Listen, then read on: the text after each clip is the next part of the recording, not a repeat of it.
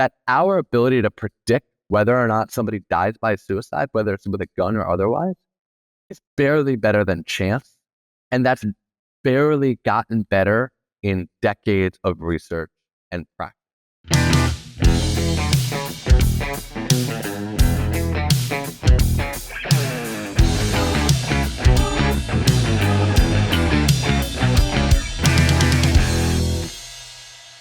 Gun violence has emerged not just as a social issue, but one of public health. U.S. Surgeon General Dr. Vivek Murthy has called it out as a public health crisis. Today, we're talking about how gun violence intersects with mental, physical, and behavioral health, and how the public narrative about gun violence might not be totally accurate. My guest is Dr. Daniel Semenza, an associate professor at Rutgers University and director of interpersonal violence research at the New Jersey Gun Violence Research Center, which is housed in the School of Public Health at Rutgers. He had so much to share that we're actually making this into 2 episodes.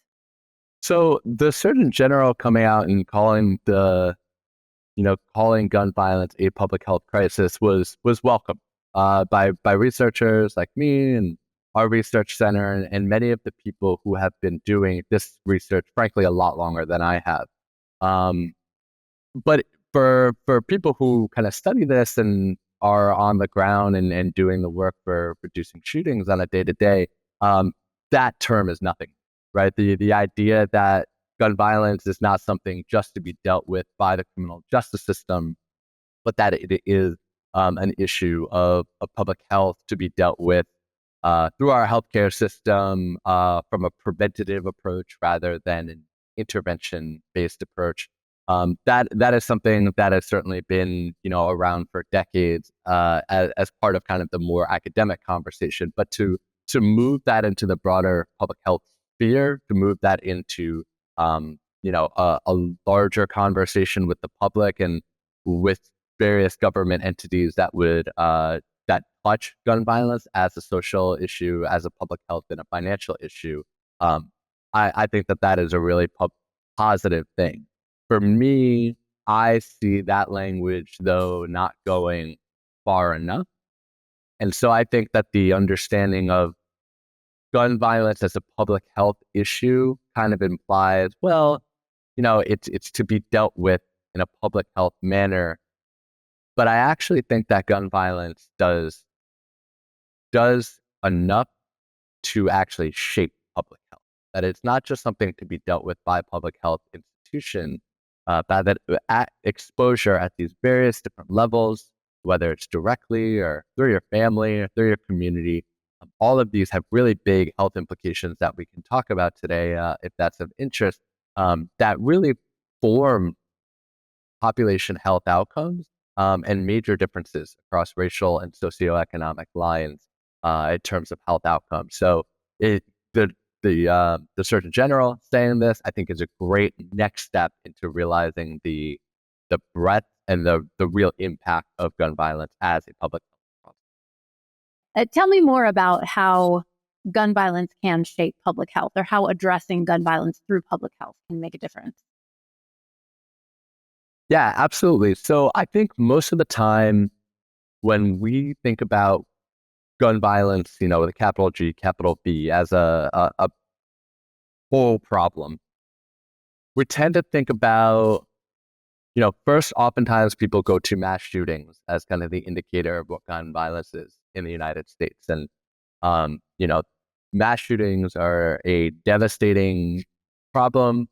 They represent about 1% of the deaths and the shooting casualties that go on in the United States. So relative to many other types of shootings, it represents a relatively small number. But in our collective consciousness, that kind of trauma, I think, is really impactful. So that's where people go to. But the fact is that there are all types of shootings, both fatal and non-fatal, that extend past mass shootings. The largest number of gun deaths in the United States is, dying by suicide with a firearm. And so a lot of people don't even realize that when we're talking about gun violence, it's almost, in terms of numbers, a larger problem from a self-directed violence standpoint rather than an interpersonal violence standpoint. But after suicide, the major way that gun violence happens is, what people would think of as kind of shootings that are happening predominantly in cities, between people who belong to small groups. Some might call them gangs. I wouldn't. Kind of more fragmented groups based off of where you live, where you're from, often in city neighborhoods that are disproportionately poor and disproportionately comprised of people of color, Black and Hispanic Americans. So that is where the majority of shootings that happen between people come from. So there's all these different types of shootings that extend far beyond what most people think of when they think of gun violence in terms of mass shootings. And beyond the number of individuals that are killed, there are all these different ways that a person can be exposed to gun violence without dying.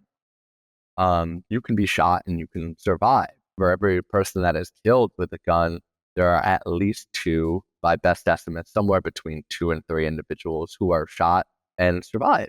And all of the things that go with surviving a shooting, depending on where it hits you, how many times you're shot, can drastically change your health and your well-being and your financial outcomes, all of these different things that we can talk about.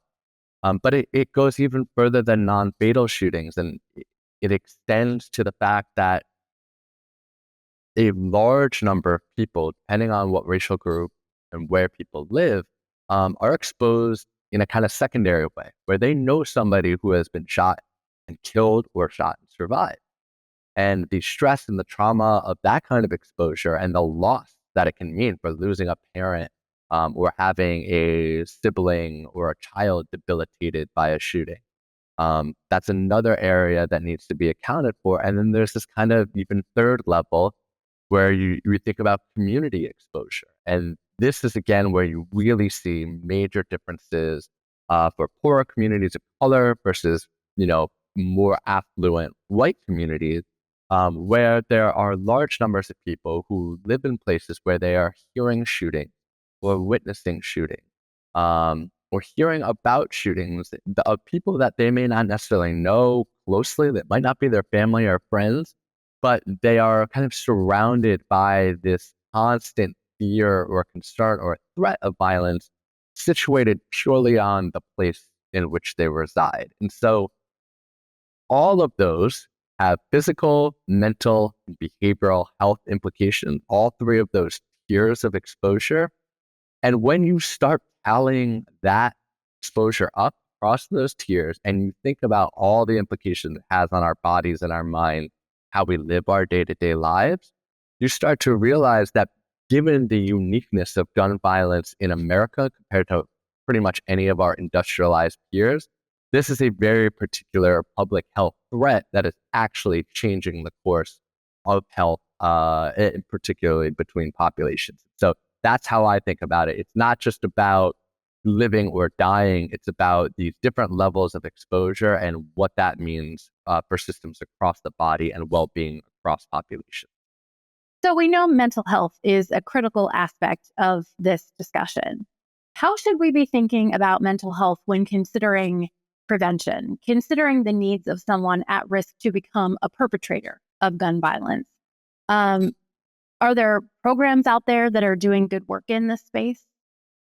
So this is a great question, and it's a thorny one too, because I think a lot of the way that we think about mental health and gun violence is that mental health comes first and then gun violence comes after. And what I mean by that is we think about poor mental health or mental illness as a risk factor for increasing the likelihood that somebody will pick up a gun and shoot somebody, or increasing the likelihood that somebody will pick up a gun and die by suicide, right? And take their own lives.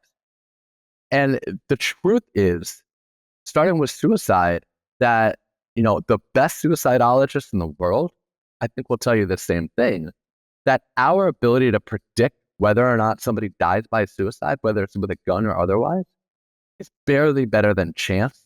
And that's barely gotten better in decades of research and practice. Depending on how you look at the data, you could say that a large majority of people who die by suicide may have some kind of undocumented, um, mental illness that maybe hadn't been diagnosed before.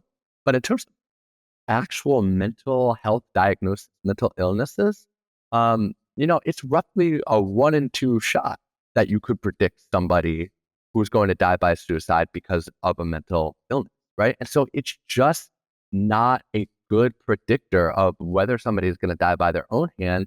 And it's an even more difficult predictor of whether somebody is going to pick up a gun. A person with a mental illness, by orders of magnitude, are far more likely to be the victims of a violent crime than the perpetrator of a violent crime. And so when you're trying to talk about psychiatric interventions or mental health resource allocations and programs to find the person that is dealing with mental illness and predict if they're going to hurt themselves or somebody else, you really are talking in a lot of ways about a needle in the haystack issue.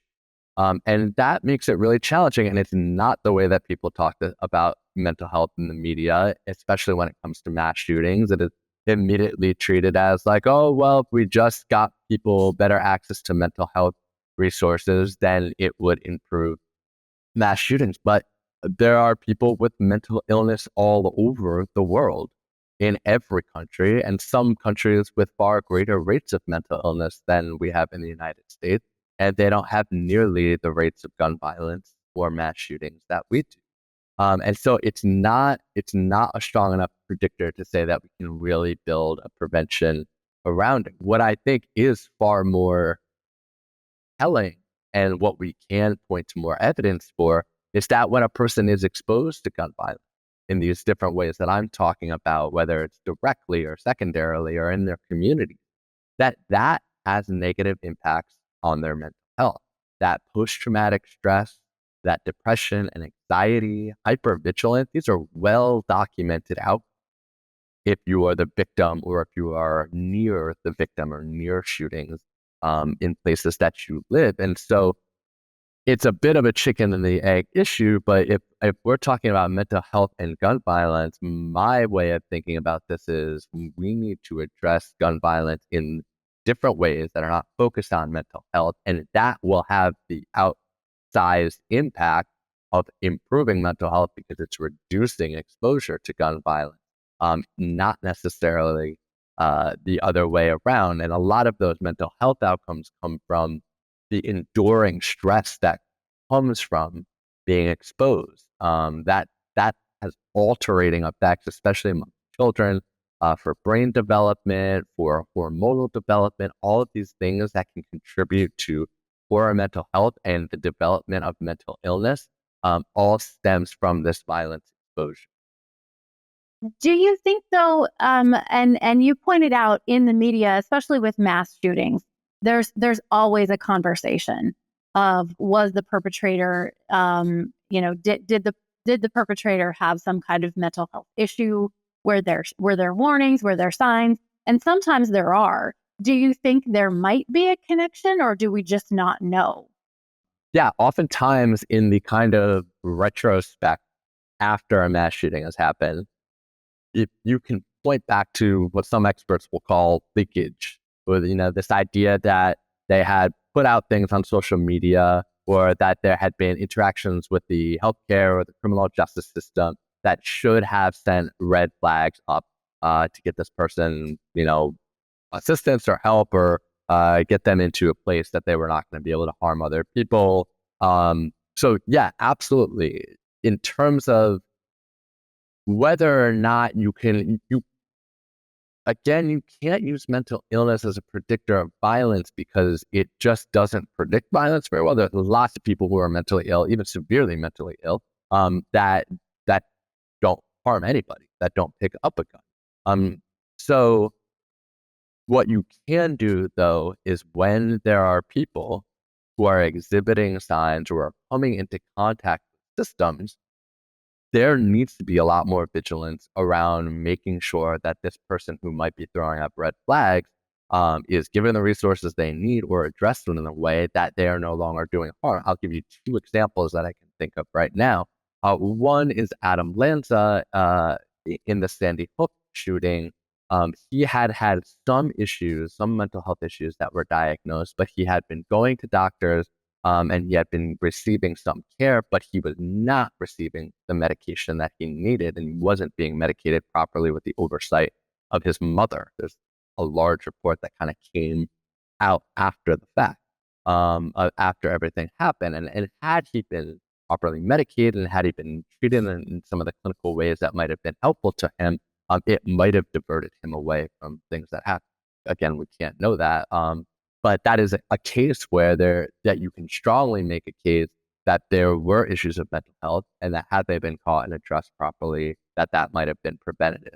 Another one is more recently, there was a shooting in Georgia where a young boy was able to access firearms in his home because his dad had literally bought guns for him. And this boy had been dealing with a lot of mental health issues. He had been dealing with bullying and things at school, and had the police who had contact with the family been able to recognize that and remove him from that situation, and then maybe get him some of the health care that he needed in addition to getting the guns removed from home, you might have again diverted away and not had that kind of incident happen. So I'm highlighting these examples to say that you can't take a database of people and say that those who are mentally ill are going to be at higher risk for a mass shooting. But what you can do is you can say when people come across our radars and they're exhibiting certain signs that are indicators of threat, then we need to come up with better systems of making sure that that is addressed rather than letting it fall through the cracks. Too often seems to.